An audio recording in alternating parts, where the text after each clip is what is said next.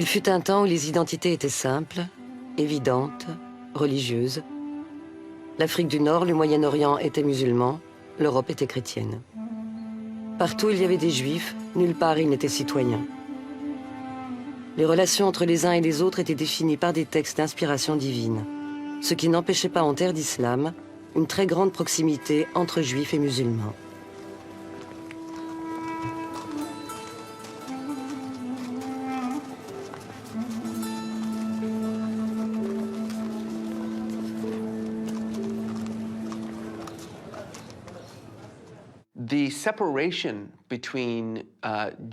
La barrière entre les Arabes juifs et les Arabes musulmans était très mince. Culturellement, ethniquement, ces deux groupes ne présentaient que très peu de différences. Beaucoup de pratiques, de fêtes même, les lois régulant le mariage, les règles alimentaires et de pureté étaient très similaires. Les cultures et les identités juives et musulmanes s'interpénétraient. Nous sommes en 1789. Cela fait 1000 ans, depuis les débuts de l'islam, que juifs et musulmans partagent une culture commune.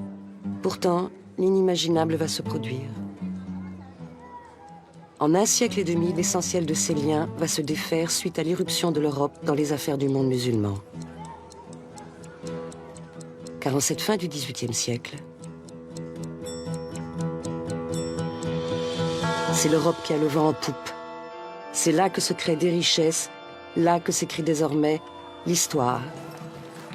La Révolution française marque l'avènement d'un monde plus libre dans lequel on se débarrasse des discriminations religieuses sous l'influence de la philosophie des Lumières.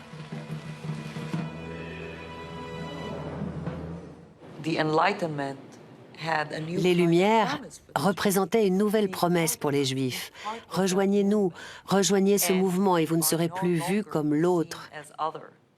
Cela a représenté un espoir incroyable pour l'Europe. Et spécialement pour les Juifs qui souffraient des pogroms et de la ghettoisation.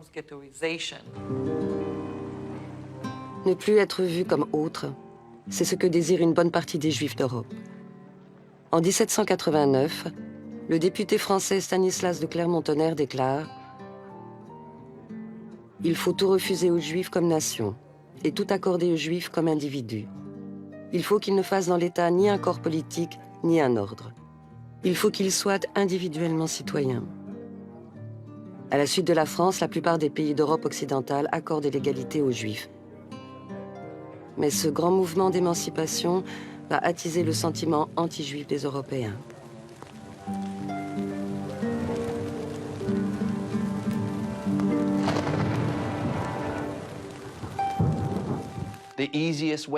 La manière la plus simple d'exprimer qui nous sommes est de dire qui nous ne sommes pas. Et bien sûr, en Europe, le juif est devenu l'autre par excellence. Le pôle opposé face auquel le concept même d'identité nationale s'est formé.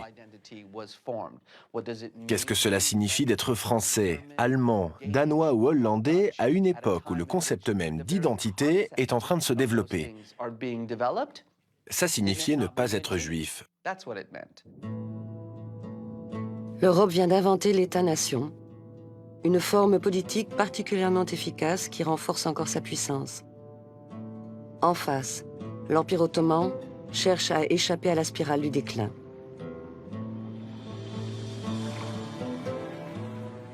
Pour tenter de trouver un nouveau souffle, le sultan veut appliquer les recettes qui font le succès de ses voisins européens. C'est ainsi qu'en 1856, il élimine le statut médiéval de la dîma, qui fait des chrétiens et des juifs des inférieurs en terre d'islam. Et c'était un véritable acte révolutionnaire. C'est la première fois dans l'histoire de l'islam que la différence ou les différences entre dhimmi et entre musulmans et dhimmi ont été abolies. Ce qui n'est pas un mince changement. Et donc on peut parler effectivement d'émancipation des Juifs ou du bas parti des Juifs en terre d'islam depuis depuis le milieu du 19e siècle. Ainsi, localement, la tendance allait vers l'identité nationale, l'affiliation nationale. Et même si la religion demeurait une force importante au sein de ces sociétés, elle ne représentait plus la seule manière de définir son identité politique. Donc, le fait d'être autochtone n'était pas réservé aux seuls musulmans. C'est-à-dire que les chrétiens, les juifs et les musulmans ont commencé à être identifiés en fonction de leur territoire. Mais cette identification des Juifs d'Orient avec le destin des pays musulmans dans lesquels ils vivent va être remise en cause par l'apparition sur le terrain de nouveaux acteurs, les Juifs d'Europe. En France, en Allemagne, en Autriche, en Angleterre, en Italie, un certain nombre d'entre eux ont intégré les nouvelles élites nationales. Ces Juifs cultivés, riches et puissants s'intéressent de plus en plus au sort des Juifs du monde musulman dont ils commencent à se sentir les protecteurs. C'est le cas de l'homme politique français Adolphe Crémieux. En 1860, avec un petit groupe d'amis, il crée l'Alliance israélite universelle. Un réseau d'écoles qui couvrira l'ensemble du monde musulman, de l'Irak jusqu'au Maroc. L'Alliance israélite universelle se met dans le cadre des idées de la Révolution française et considère qu'il faut régénérer les Juifs orientaux par l'éducation, l'instruction. Les Juifs français ou bien les Juifs d'Europe occidentale qui se sont intégrés qui sont en train de s'intégrer dans ces communautés nationales portent sur ces Juifs d'Orient un regard qui est un petit peu un regard colonial. Ce sont des pauvres Juifs du monde musulman qu'il faut aider, qui vivent dans la misère, qui vivent dans l'ignorance et qu'il faut aider. Ce regard colonial qui émerge au milieu du XIXe siècle va traverser les époques. On le retrouvera quasiment inchangé 100 ans plus tard, en 1956, dans ce film de l'Alliance israélite universelle qui raconte l'arrivée d'un instituteur juif français dans un village perdu du Haut-Atlas marocain. Shalom. Shalom. Ana al-Malham al-Jdid.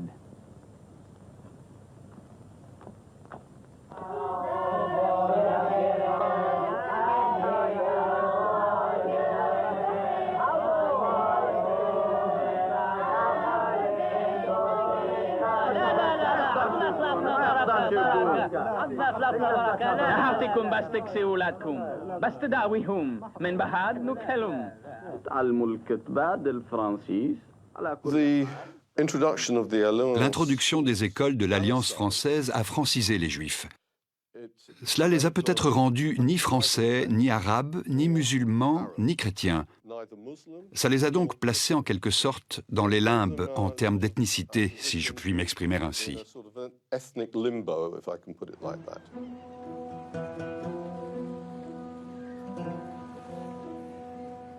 Il est une terre musulmane où l'Alliance israélite universelle ne s'est pas implantée. C'est l'Algérie, qui est colonisée par la France depuis 1830. Une colonisation qui est en fait une annexion pure et simple. L'Algérie est divisée en 3 départements qui font partie intégrante du territoire français. Sur place, on compte 2 catégories d'individus.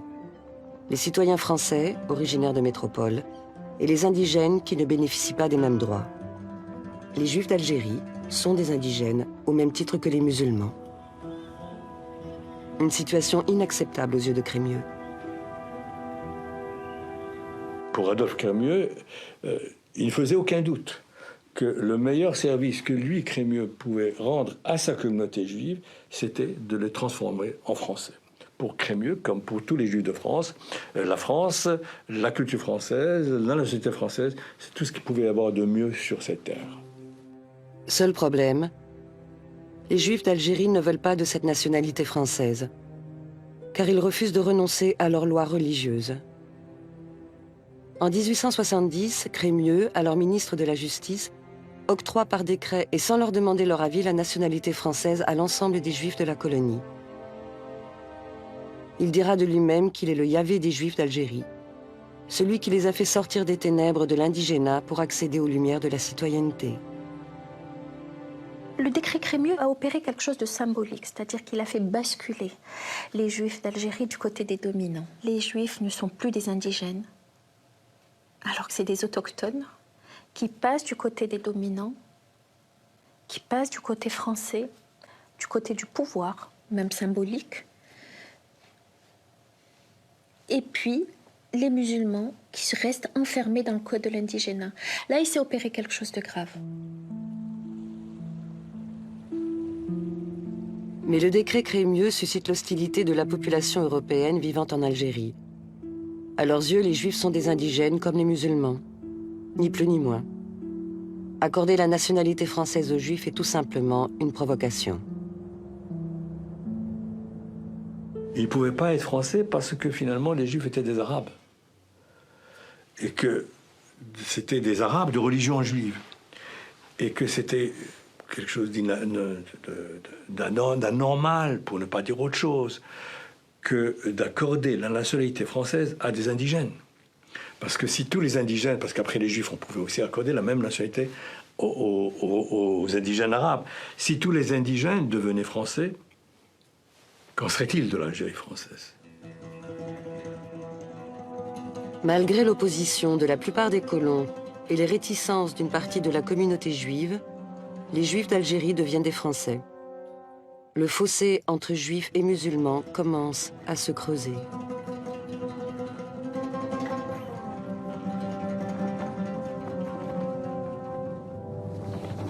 Il faut attendre 30, 40 ans pour voir les effets réels du décret Crémieux.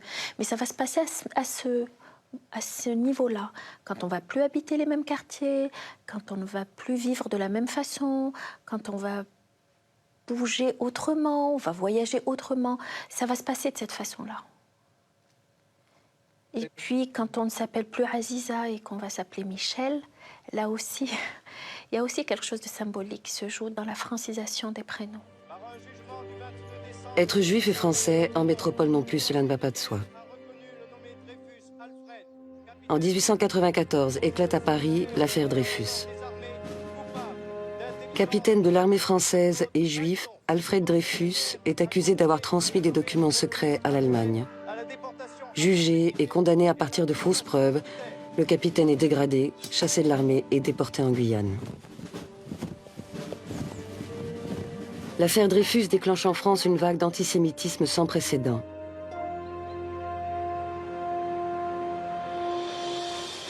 Le retentissement de l'affaire est international, au point qu'au Caire, un jeune théologien réformiste musulman, Rachid Rida, prend fait et cause pour le capitaine Dreyfus.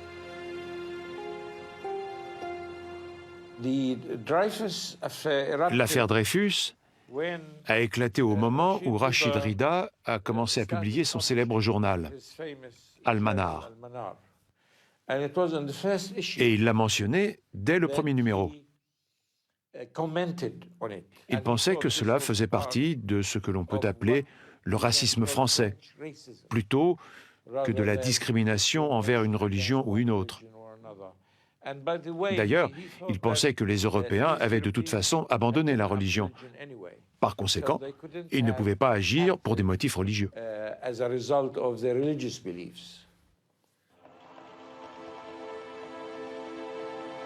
Dans son journal, Rachid Rida écrit « Nous ne sommes pas contents du comportement des Français contre les Juifs de France, qui est comme une gangrène. Ce comportement n'est pas digne de représenter un pays qui se dit pays des droits de l'homme. » L'affaire Dreyfus n'est qu'une manifestation de la fièvre antisémite qui s'est emparée de l'Europe tout entière. En France, en Autriche, en Allemagne, les diatribes racistes sont incessantes. Les émeutes anti-juives se produisent. Mais dans l'Empire russe, ce sont les massacres de juifs, les terribles pogroms qui se multiplient.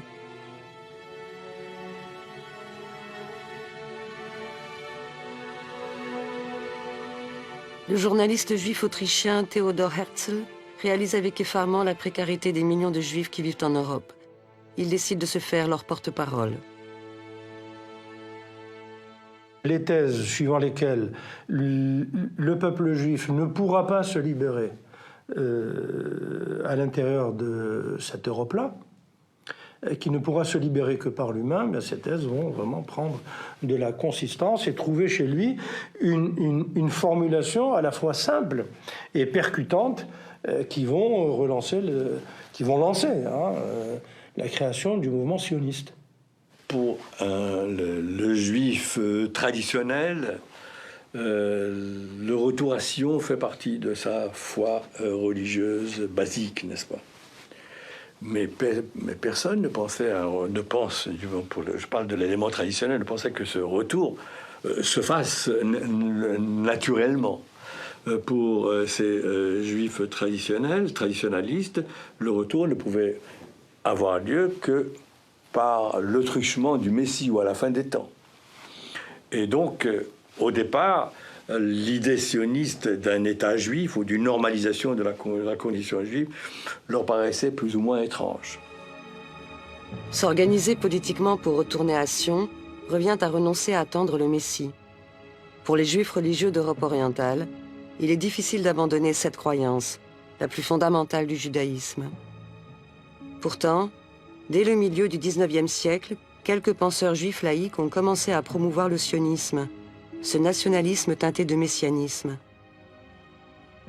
Aucun de ces penseurs n'aura de succès jusqu'à Herzl.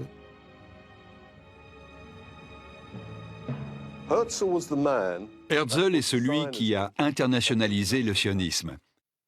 Grâce à son habileté diplomatique, grâce à sa capacité à faire croire aux gens qu'il représentait le peuple juif dans sa totalité, alors qu'en réalité personne ne le soutenait.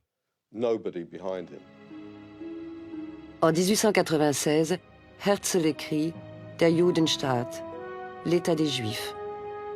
2 ans plus tard, il crée avec d'autres Juifs d'Europe orientale l'Organisation sioniste internationale sur le modèle des mouvements nationaux européens qui se développent au même moment.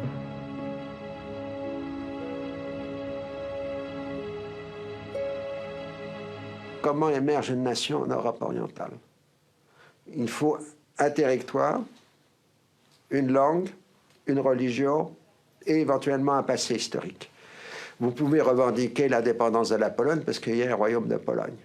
Vous pouvez revendiquer l'indépendance de la Serbie parce qu'il y a eu un royaume médiéval de Serbie. Donc si vous êtes un nationaliste juif, à base territoriale, vous n'avez pas de royaume juif en Europe orientale. Mais vous en avez eu un, en Terre Sainte.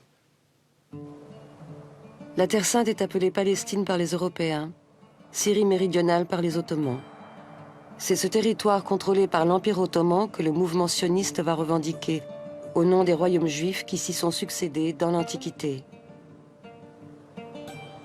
De nombreux juifs arabophones vivent alors dans la région, mais le projet national juif pour le moment les concerne peu.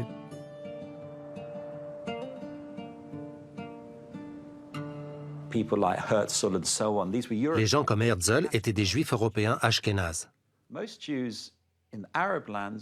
La plupart des juifs en terre arabe avaient une attitude très mitigée à l'égard de l'effort sioniste. Ils n'étaient pas antisionistes, mais ils n'étaient pas sionistes pour autant. De manière ambivalente, ils étaient en dehors du sionisme. Ça ne semblait pas vraiment les affecter. C'était donc une démarche juive européenne. En cette fin du XIXe siècle, le sionisme n'est pas le seul nationalisme à s'adresser aux Juifs du Proche-Orient. C'est aussi le cas du nationalisme arabe qui est en plein essor. Car de plus en plus, les Arabes de la région désirent se libérer de la tutelle ottomane. L'un des premiers théoriciens de cette nouvelle idéologie est un musulman syrien, Abd al-Rahman al-Kawakibi. Il s'adresse à tous les arabophones sans distinction. À l'aube du XXe siècle, Abderrahman al-Kawakibi s'est adressé aux Juifs, aux chrétiens et aux musulmans. Il s'agissait d'un important chef religieux d'origine syrienne, de tendance panarabe. Alors, lorsqu'il a voulu raviver l'idée du panarabisme, il s'est adressé aux Juifs, aux chrétiens et aux musulmans. Il n'a pas fait de différence entre eux. Je pense que cette idée des chrétiens, des Juifs et des musulmans travaillant ensemble était alors en train de gagner du terrain.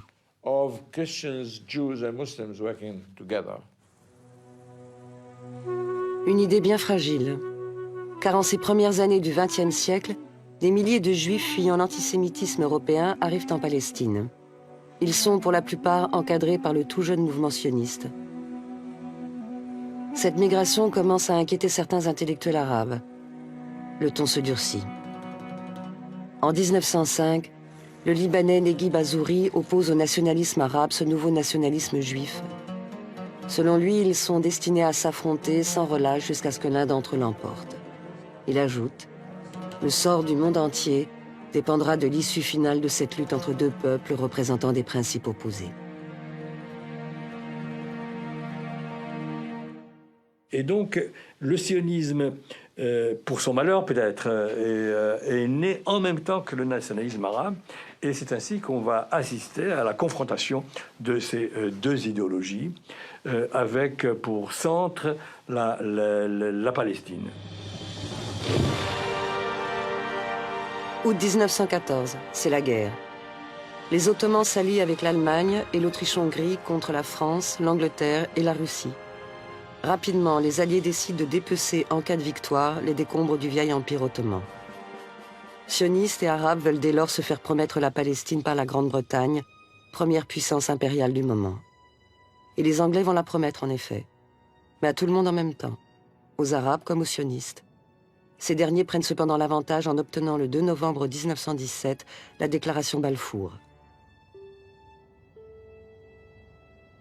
Le gouvernement de Sa Majesté envisage favorablement l'établissement en Palestine d'un foyer national pour le peuple juif. Étant clairement entendu que rien ne sera fait qui puisse porter atteinte ni aux droits civiques et religieux des collectivités non juives existantes en Palestine, ni aux droits et au statut politique dont les Juifs bénéficient dans tout autre pays.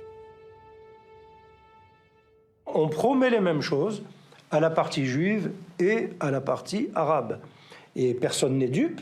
Le jeu se constitue à cette époque de telle manière qu'il devienne inextricable et qu'il programme le pire à venir, quoi. La déclaration Balfour fut un choc, car elle identifiait clairement les Juifs, et ici ça voulait dire les Juifs européens, en tant que communauté nationale. Alors que les habitants de la région n'ont été cités ni par leur nom, ni par leur identité nationale, ils ont simplement été identifiés en tant que communauté locale. Et cela a choqué la plupart des dirigeants politiques, qui ont alors pensé que ces Européens étaient vraiment sérieux quand ils disaient qu'ils voulaient que les Juifs s'installent en Palestine pour y créer leur propre État. À partir de ce moment-là, l'idée d'un État juif est devenue un danger tangible. Les Anglais prennent le contrôle de la Palestine en 1918. Très vite, en application de la déclaration Balfour, l'immigration juive augmente fortement.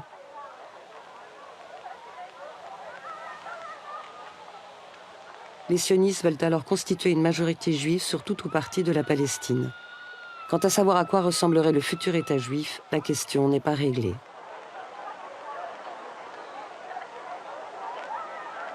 Il y avait ceux qui pensaient par exemple que tout État juif inclurait par la force des choses une population musulmane, et on imaginait même une sorte d'État interconfessionnel où juifs et musulmans vivraient ensemble.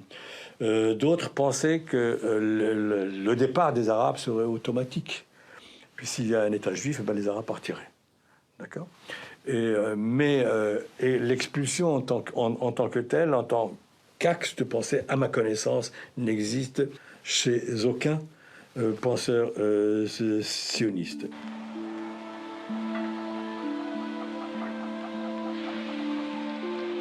En quelques années, des dizaines de milliers de Juifs d'Europe arrivent en Palestine. Les Arabes vivent cela comme une véritable invasion. Et leur regard sur les Juifs qui vivent là depuis toujours va en être totalement transformé.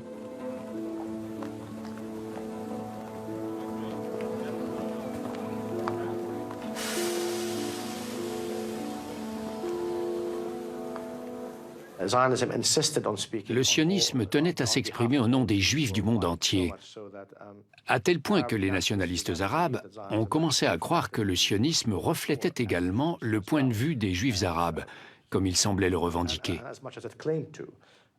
Ils ont donc fini par écarter les Juifs arabes du projet nationaliste arabe, un projet qui dès lors n'a plus concerné que les Arabes musulmans et chrétiens. Je ne pense pas que c'était inévitable, mais c'était vraiment regrettable. Pour les nationalistes arabes, juifs et sionistes sont devenus synonymes.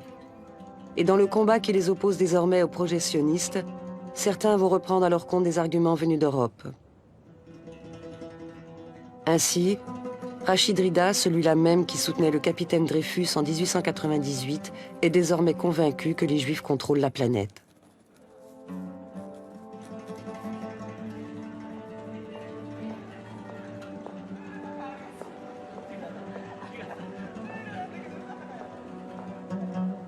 Dans le cas de Rida, c'est une vision de la conspiration juive mondiale, du fait que les Juifs sont aussi bien fauteurs de capitalisme que de révolution. Ça n'a rien à voir avec l'islam, bien entendu. Il n'y a rien dans le corpus islamique sur ces événements qui sont des événements du XXe siècle. Mais cette interprétation de ces événements européens du XXe siècle, c'est l'interprétation de l'antisémitisme européen qui va reprendre à son compte afin de donner son interprétation, encore une fois, de facture intégriste islamique de ce qui se passe en Palestine. Cette idée d'une vaste conspiration juive vient du protocole des sages de Sion, un document fabriqué en 1903 par la police secrète du tsar de Russie Nicolas II en vue de justifier sa politique antisémite. L'ouvrage se présente comme un plan de conquête du monde établi par les Juifs et les francs-maçons. Découvrant qu'il s'agissait d'un faux, le tsar récusa le texte, ce qui ne l'empêcha pas de circuler dans le monde entier.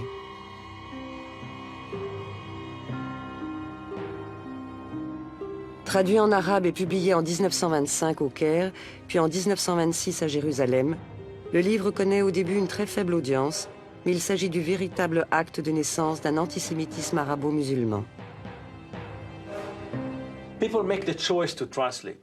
Des gens ont fait le choix de traduire ce texte, et les raisons de ce choix sont très locales.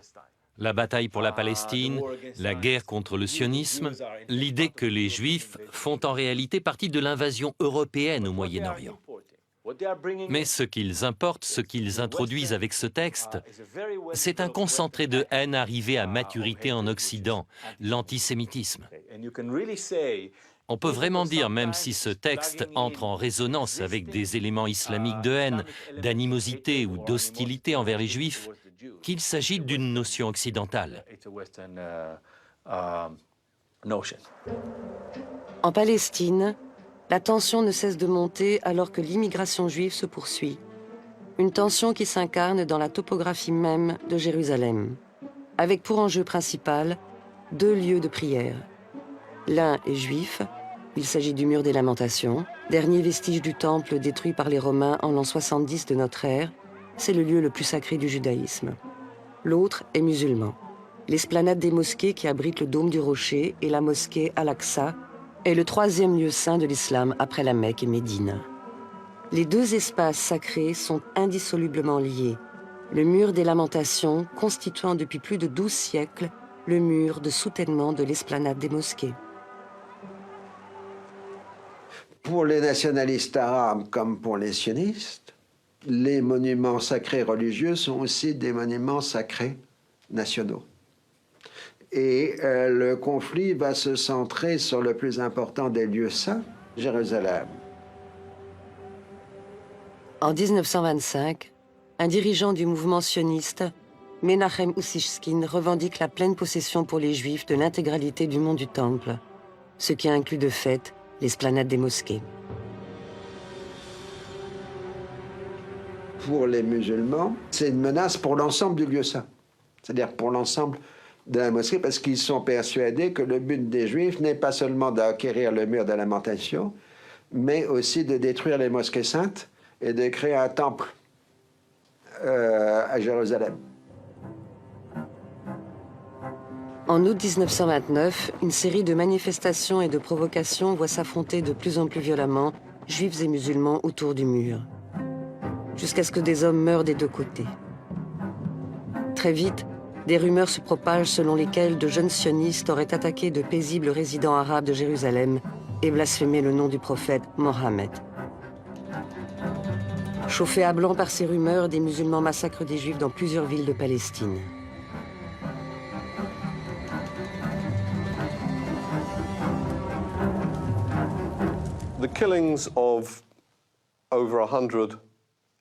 L'assassinat de 100 à 150 juifs à Safed, Hébron et Jérusalem a bien entendu profondément inquiété et révolté les communautés juives de la diaspora. Ils ont assimilé cela au pogrom de l'époque tsariste en Europe de l'Est. Ils ne l'ont pas interprété comme un conflit national entre juifs sionistes et arabes palestiniens. Pour la plupart des juifs, la grande majorité des juifs en Europe, l'idée de rebâtir Israël ne suscitait que très peu d'intérêt, jusqu'aux événements de 1929. À cause des révoltes, des conflits, de la violence et des massacres qui se sont produits, de nombreux juifs à travers l'Europe ont commencé à se sentir concernés par la détresse des juifs de Palestine.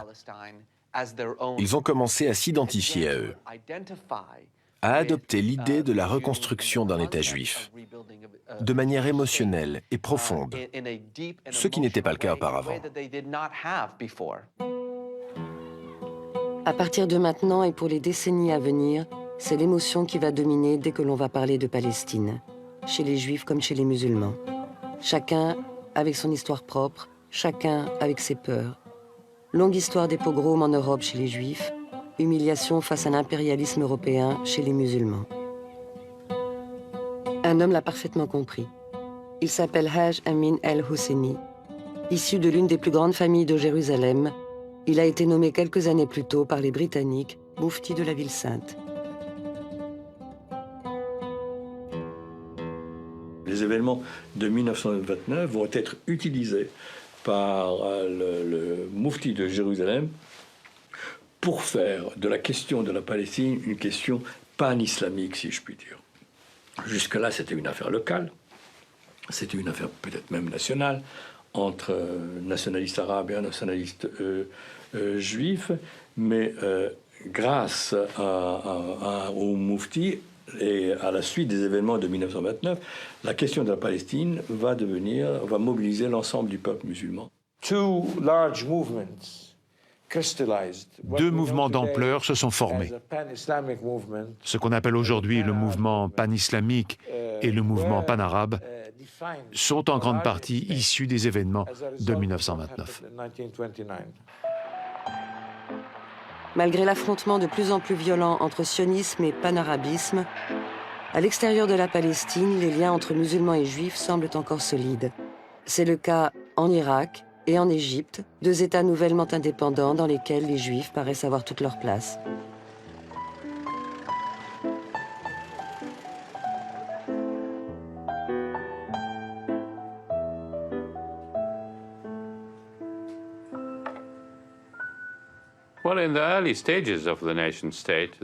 Au tout début de l'État-nation, les Juifs en Irak, par exemple, ont joué un rôle très important dans la formation de cet État-nation, précisément parce qu'ils occupaient des postes importants, grâce à l'éducation moderne qu'ils avaient reçue dans des langues européennes, dans les domaines professionnels et administratifs. Pour toutes ces raisons. Et ils étaient arabophones, et l'arabe était la langue des États-nations modernes. Ils ont donc joué un rôle très important dans la formation de l'État-nation moderne. L'investissement juif dans le cadre de sociétés à majorité musulmane semblait encore possible avant le moment de la séparation. Alors nous avons un certain nombre d'exemples. Dans ce contexte où la machine cinéma égyptienne était très forte, était cosmopolite, et dans laquelle participaient les Juifs, nous avons cette grande vedette du cinéma et de la chanson, Leila Mourad, qui est resté complètement attaché à son égyptianité jusqu'à sa mort et qui était vénéré par l'intégralité du monde arabe parce que le cinéma égyptien était universel.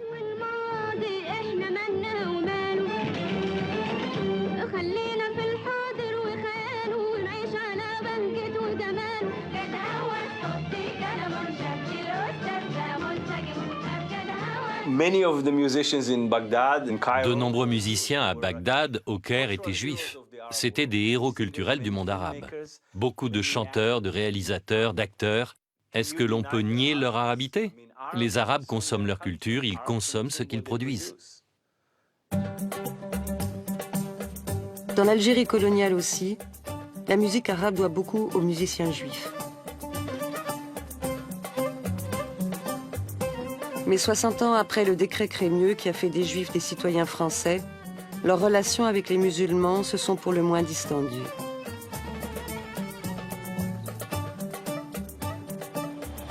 La situation des Juifs s'est globalement améliorée alors que celle des indigènes a empiré.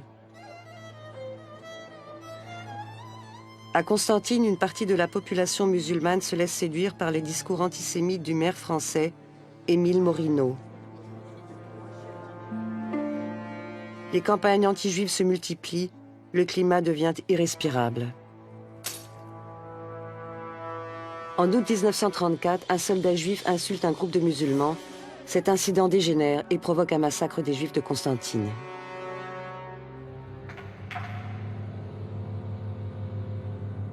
Un massacre épouvantable, ne faisant merci ni aux enfants, ni aux femmes. Voilà. Jusqu'à présent, disons, les Juifs avaient surtout maille à partir avec les colons européens qui avaient développé un antisémitisme très virulent. Et voilà que, pour la première fois, donc, ils ont affaire à des musulmans. Ça a laissé un souvenir très profond chez les Juifs d'Algérie. Des gens des faubourgs ou des montagnes sont descendus sur les quartiers juifs et ont massacré, ont détruit, ont terrorisé les Juifs. Et les forces françaises ne sont intervenues qu'après coup. Elles ont laissé faire. Mais les Juifs ont eu l'impression vraiment que les musulmans devenaient leurs ennemis. Le pogrom de Constantine a fait que par la suite, tous les rabbins d'Algérie ont donné l'ordre aux Juifs de ne plus s'habiller de façon traditionnelle, de franciser leurs vêtements, donc on va dire de s'uniformiser en quelque sorte pour ne pas être visible dans l'espace public en tant que Juif. Et c'est une des explications qu'aurait favorisé réellement l'accélération vers la francisation. Le massacre de Constantine marque une rupture. À partir de maintenant, les Juifs d'Algérie ne peuvent plus continuer à vivre dans cet entre-deux, entre colons et indigènes. Et même si le passé commun judéo-musulman ne peut pas s'effacer du jour au lendemain, pour la plupart des Juifs, il est clair désormais que leur destin est lié à celui de la France, pour le meilleur et pour le pire.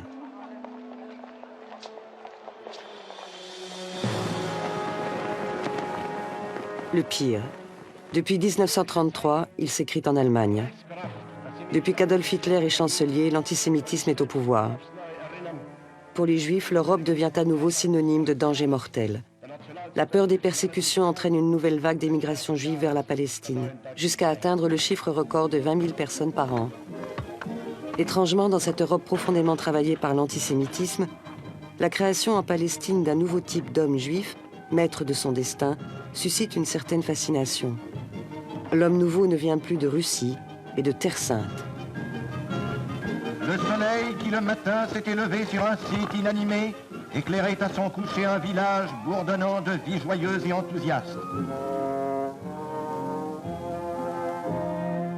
Donc cette fois, il apparaît crédible que les Juifs deviennent majoritaires en Palestine.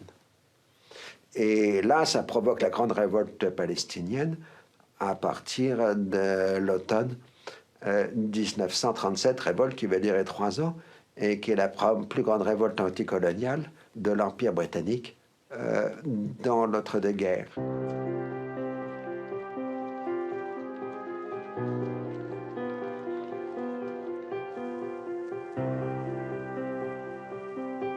Les Arabes de Palestine ont 2 adversaires de taille, les sionistes et les Britanniques. Par souci d'efficacité, le moufti de Jérusalem, Hajj Amin el-Husseini, et les autres dirigeants de la révolte décident de s'en prendre aux plus puissants et concentrent l'essentiel de leurs attaques sur l'armée anglaise. Une partie du territoire palestinien passe sous le contrôle des maquis arabes. Les Britanniques confient aux milices juives la défense de leur colonie et se concentrent sur la répression particulièrement féroce de la révolte. Des centaines d'Arabes sont pendus. La vieille ville de Jaffa est rasée, les villages rebelles sont détruits. A village is being blown up in Palestine. This is one instance of energetic measures being undertaken to stamp out terrorism. From the village of Miyar, shots were fired at British troops. The villagers declined to surrender the culprits or the rifles, so it was a case of reprisals. The lorries of mechanized infantry are parked in the valley during the punitive action. Armored cars patrol the roads, while artillery is brought into operation as a warning to Arabs lurking in the adjacent hills.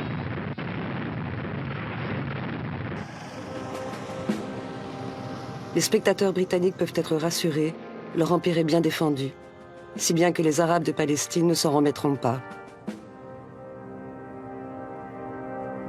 À l'issue de cette révolte, c'est toute la direction politique palestinienne qui va disparaître. En premier lieu, le moufti qui sera obligé de s'évader de Palestine. La population arabe qui va subir les représailles britanniques, et de très très graves représailles, des représailles sanglantes. Et pendant ce temps, la population juive, elle, va continuer à se renforcer sur le plan économique et ainsi de suite. Et donc, les résultats de cette révolte seront catastrophiques pour les Palestiniens. Militairement, les Arabes sont totalement défaits, mais les Britanniques décident d'entendre une partie de leurs revendications. Ils annoncent la fin officielle de l'immigration juive en Palestine, sans pour autant apaiser le ressentiment des Arabes. Surtout, cette révolte a vu le conflit s'étendre aux pays voisins. En Égypte, l'organisation des frères musulmans créée depuis peu organise de gigantesques manifestations où se multiplient les slogans anti-juifs.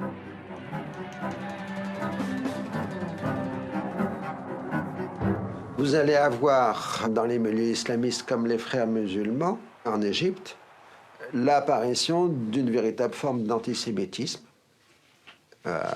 Concret, on va taper sur les juifs d'Égypte parce que ce sont représentants des juifs de Palestine. Et les frères musulmans, eux, se définissent dès le départ comme combattant le sionisme et le judaïsme.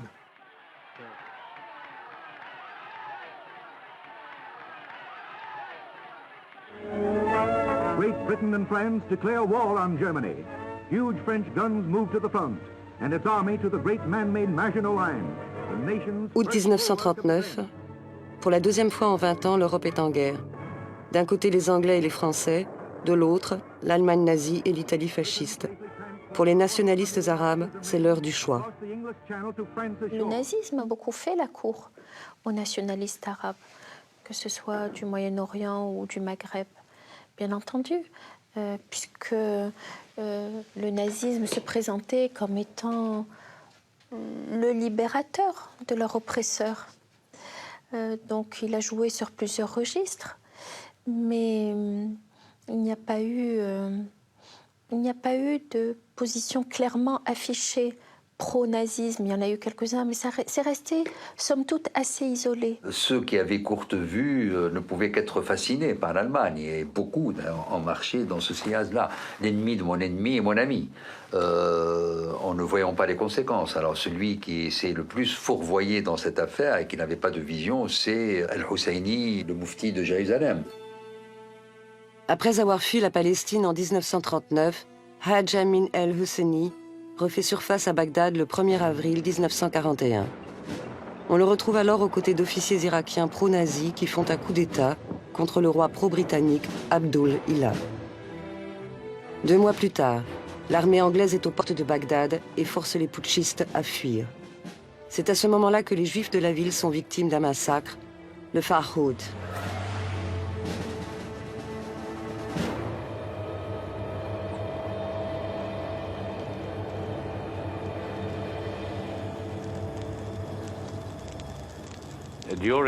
Pendant la période où ce groupe nationaliste pro-nazi a pris le pouvoir, les Juifs étaient soumis à une forte pression. Puis à la fin de cette période, il y a eu le célèbre pogrom des Juifs que l'on a appelé le Faroud, auquel ont participé des soldats qui avaient été battus par les Britanniques, des jeunes gens de type jeunesse nazie, des hommes des tribus qui ne cherchaient qu'à piller.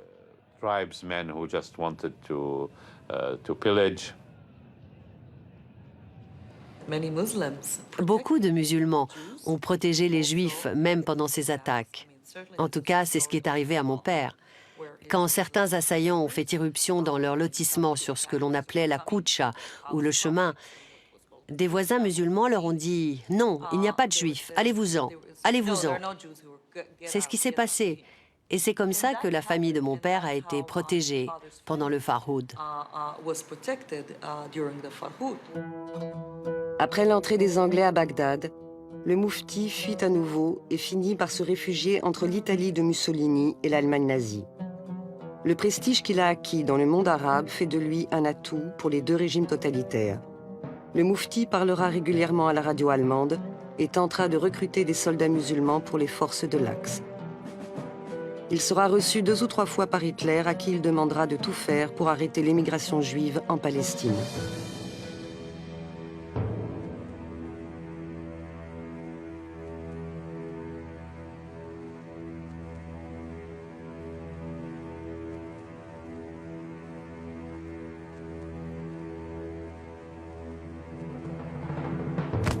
Ce que fait le Moufti va au-delà de l'opposition à l'émigration, à l'envoi de Juifs en Palestine.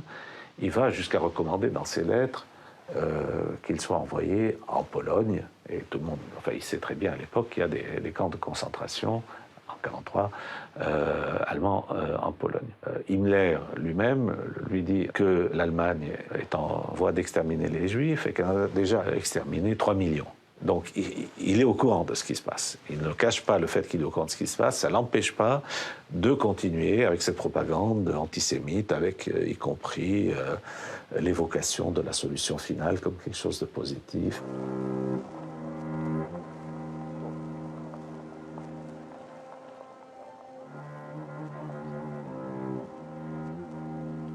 La propagande pro-allemande du Moufti sera pratiquement sans effet.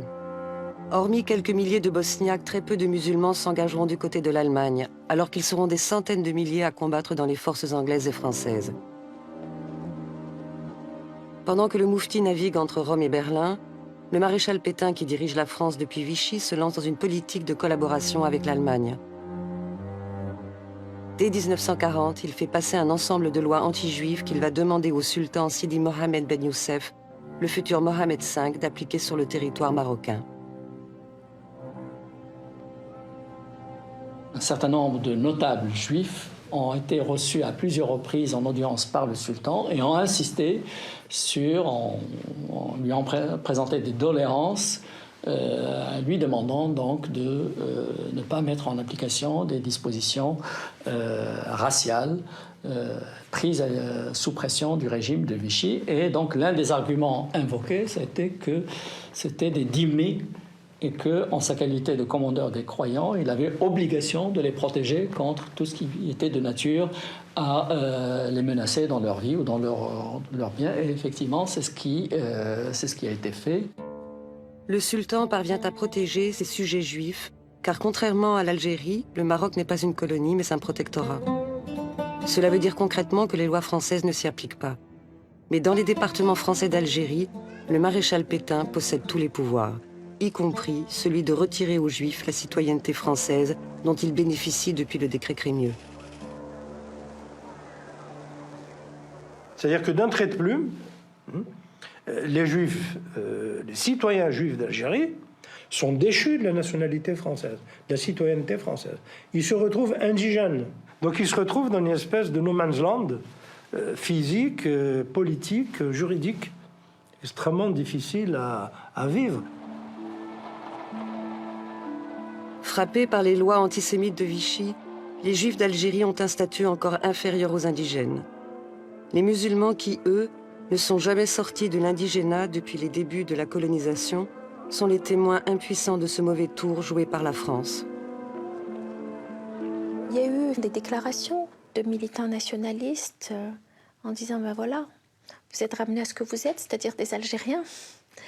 Mais il n'y a pas eu de... de joie, de satisfaction, de dire ils l'ont cherché, ils l'ont mérité. Ça s'est absolument pas produit de cette façon-là. C'était plutôt ressenti comme étant un drame, comme étant quelque chose de catastrophique. Mai 1945, l'Allemagne nazie perd la guerre. On découvre l'horreur des camps de la mort où ont péri 6 millions de Juifs. Cet événement inimaginable s'est produit en Europe. Mais une fois de plus, son onde de choc atteindra le Proche-Orient et l'Afrique du Nord. Pourtant, en 1945 encore, à Bagdad, au Caire, à Alger, la culture commune islamo-juive reste bien vivante. On partage les mêmes chagrins, on partage les mêmes joies, on parle de la même manière. Ouais. Quand les Juifs évoquent Dieu, ils disent Allah. Il y a des prières qu'ils récitent, ou des chants liturgiques qu'ils récitent en arabe. Il y a des parties entières de la liturgie de Pâques qui est une liturgie qui se dit en arabe. Donc il y a toute cette musique-là. C'est ce qui fait le caractère tragique et déchirant de cette situation. Comment peut-on être à la fois si proche, presque en osmose, voilà, et puis finalement se séparer? C'est une très grande énigme de la condition humaine.